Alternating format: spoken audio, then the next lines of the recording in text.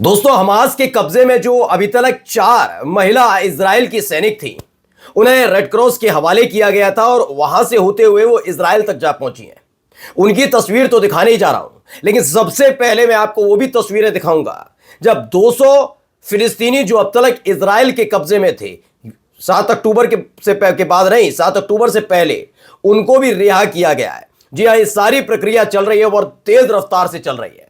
इन सब के बीच गजा से भी कई महत्वपूर्ण खबरें निकलकर सामने आई हैं। एक एक तस्वीर आपके सामने रखने जा रहा हूं। नमस्कार, मैं हूं प्रज्वल गौतम और आप देख रहे हैं the live TV. The live TV, सच सबसे आगे।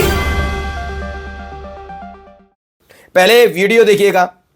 ये वीडियो निकलकर सामने आई है। ए मैजेस्टिक सीन है अल कसम ब्रिगेड का in the street of Al Zeitoun neighbourhood Gaza में, जहां जो फीमेल सोल्जर्स थी जिनका मैंने जिक्र किया था, जो इजराइल की महिला सैनिक थी, उनको रवाना किया गया। आप हमास के तमाम सैनिकों को देख सकते हैं, उनके लड़ाकों को देख सकते हैं। हमास के लड़ाके उनको लेकर पहुंच रहे हैं। उनकी सुरक्षा की व्यवस्था है, उनको कोई दहशत वाली बात नहीं, सुरक्षा की व्यवस्था है पूरे। उनको लेकर वहां पर जाया जा रहा है।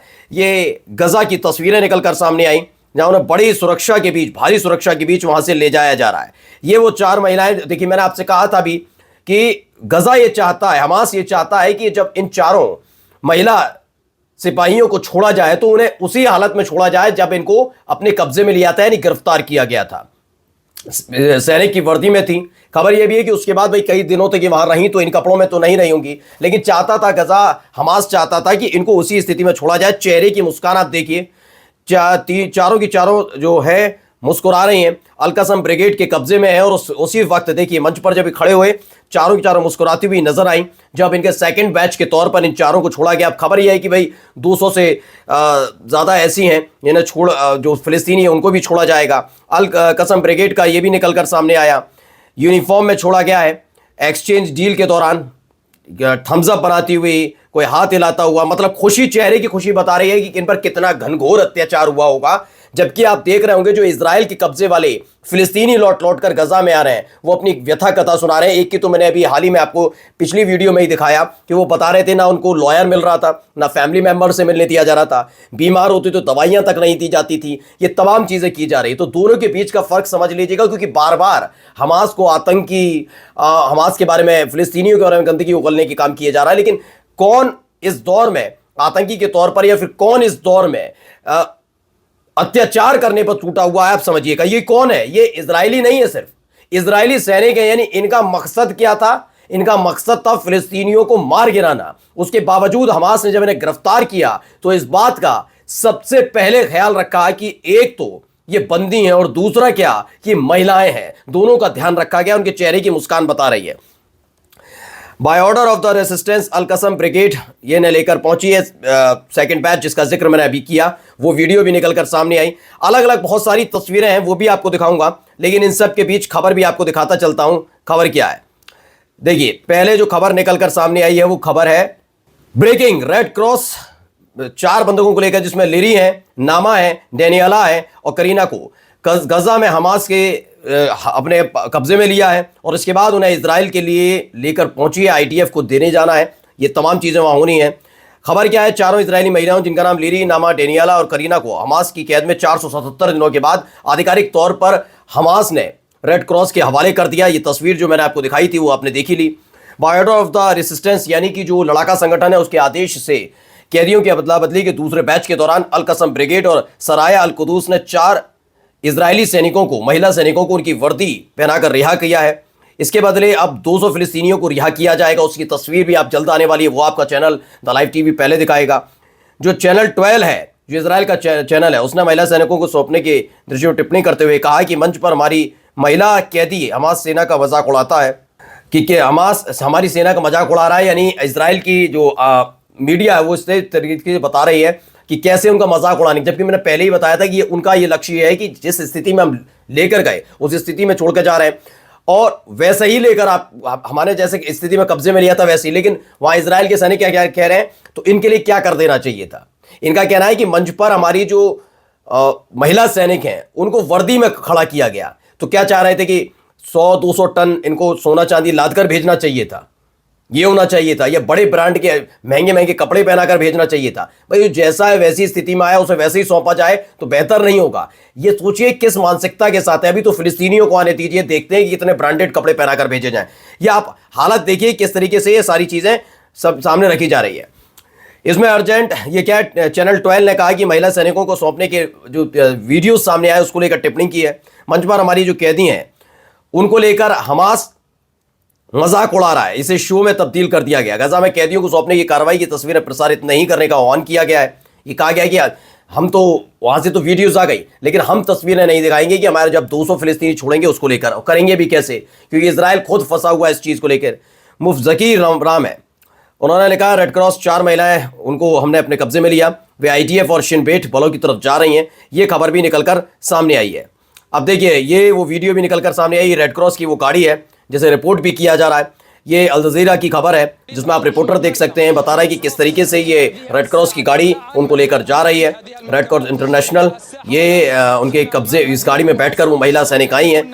उसके बाद ये तस्वीरें भी निकल कर आई। एक महिला जो हाथ में तस्वीर लेकर खड़ी बैठी हुई है, इन्होंने बताया जैसा कि डील हुई है, एक्सचेंज जैसे डील हुई है किसके साथ, जो लड़ाका संगठन है। उसके बाद जो ब्रदर है शरीफ नसर और मोहम्मद अबू हामिद फ्रॉम द अमीरी कैंप में रमल्ला, वो भी रिलीज होंगे। उनकी माँ बड़ी खुश नजर आ रही है कि कम से कम अब उनके परिवार, उनके बच्चे उनके पास होंगे। ये तस्वीरें भी देखिए जब छोड़ा जा रहा था, हैंडेड ओवर किया जा रहा था, यानी कि भारी तादाद में हमास के लड़ाकों के साथ बड़ी सुरक्षा के साथ ये तमाम सैनिक वहां पर पहुंची थी, महिलाएं सैनिक पहुंची थी। ये देखिए जो मैंने आपको बताया, ये इजराइल के पत्रकार किस तरीके से गंदगी उड़ेलने का काम कर रहे हैं कि मजाक उड़ाया जा रहा है। हमारी महिलाएं जो हैं, हमारी महिला सैनिक हैं, उनका मजाक उड़ाने का काम किया गया। यानी वहां आग में घी डालने का काम कोई और नहीं कर रहा, बल्कि इजराइल की खुद के पत्रकार कर रहे हैं। जबरदस्ती इसे ये बताने की कोशिश की जा रही है कि हमारा अपमान कर रहा है। क्योंकि इससे पहले वाली वीडियो में भी मैंने आपको दिखाया, वहां पर एक तस्वीर दिखा दी गई कि गजा में किस तरीके से बेंजामिन नेतन्याहू इजराइल के सैनिक के बड़े बड़े अधिकारियों को जमीन पर कर उन पर जूते मारे जा रहे हैं। इस तरह की तस्वीरें जबरदस्ती उबाल लाने के लिए इजराइल की मीडिया काम कर रही है, इजराइल के पत्रकार काम कर रहे हैं। ये तस्वीरें लगातार अलग अलग दिखाई गई। ये वीडियो भी निकलकर सामने आई। रेड क्रॉस के व्हीकल से निकलकर जब वो स्टेज पर चढ़ी तो हाथ हिलाकर खुद अभिवादन किया। वो तो खुश हैं, लेकिन इजराइल के पत्रकार खुश नहीं है, ऐसा महसूस होता हुआ नजर आता है। एक तस्वीर ये भी निकलकर आई। हमास ने 4 फीमेल आईडीएफ प्रिजनर्स यानी कैदियों को 7 अक्टूबर को गिरफ्तार किया था और आखिरकार उन्हें आईडीएफ की यूनिफॉर्म पहनाकर उन्हें सही सलामत वापस लौटाया है। ये तस्वीर अपने आप में बेहद महत्वपूर्ण हो जाती है। किसी ने इसे, जो वहीं का चैनल है अल जजीरा, देखो हिस्टोरिकल फोटो बताया, जब खुशी का इजहार करती हुई वो जो इजराइल की महिला से, इनसे पूछिए ना, इनके परिवार वालों से पूछिए कितना खुश है। इजराइल की मीडिया आग लगाने में तुली हुई, उनको बड़ा बुरा लग रहा है। वो बेन-गुवेर जैसे, स्ट्रोमिच जैसे नेताओं के बोली बोल रही है और चैनल 12 का तो यही काम है अमूमन। अब देखिए आईडीएफ प्रिजनर्स को जब सौंपा गया था, किसको, फिलिस्तीन स्क्वायर पर सौंपा गया, उस वक्त की ये वीडियो निकलकर सामने आई जब रेड क्रॉस को सौंपा गया। ये वीडियो भी निकलकर आई। अमूमन वही सारी वीडियोस निकलकर सामने आई हैं जिसमें ये दावा किया जा रहा है, अलग अलग तरीके से इसको जाहिर करने की कोशिश की जा रही है कि कैसे मजाक उड़ाया है, जबकि ऐसा नहीं। देखिए क्या लिखा है, ये आमिर सराफाती हैं, वो लिखते हैं the red cross vehicle arrived at Palestine square, Liri, Karina, Daniella, Naama, ये इनको सौंपा गया। IDF forces inside the Gaza Strip, ये तमाम चीजें उनके बारे में बताई गई, कैसे ये आमिर सराफाती जैसे पत्रकार कैसे बिहेव कर रहे हैं। बताया गया 477 दिनों बाद ये साजो सामान वहां पर रखा हुआ है।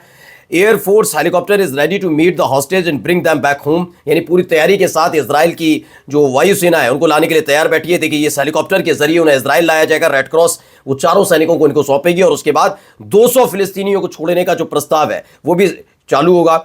ये भी खबर अल जजीरा की तरफ से, भारी तादाद में लोग और ये दोनों तरफ से छोड़ा जा रहा है।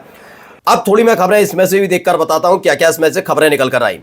इसमें बताया गया today as a part of the exchange deal, Ramallah में हमारी शिविर से कैदियों भाइयों, जैसे बताया वो तस्वीर लेकर गए, शायद नासिर अबू हामिद के भाई हैं, उनको रिहा करने का काम किया जा रहा है। रेड क्रॉस ने सूचित भी कर दिया कि 4 इजरायली बंदूकों को उनके पास से स्थानांतरित कर दिया गया और अब वो आईडीएफ को सौंपने जा रहे हैं। ये तमाम अलग अलग खबरें हैं। थोड़ी देर में बताया कसम ब्रिगेड की तरफ से रेड क्रॉस को 4 महिला को सौंपा जाएगा, लेकिन सौंप दिया गया है। अब ये बिल्कुल अक्षम्य और अचेतन है कि रेड क्रॉस ने इस बात पर जोर नहीं दिया कि बंदूकों को कुछ सम्मान दिया जाए और उनकी रिहाई को एक कुत्सित प्रचार प्रदर्शनी में ना बदला जाए। ये इस तरह की मतलब कि दुष्प्रचार के तौर पर प्रदर्शित कर रही है। इजराइल की जो मीडिया है, इजराइल के पत्रकार हैं, इसे किस तरीके से लिख रहे हैं आप खुद सोचिए।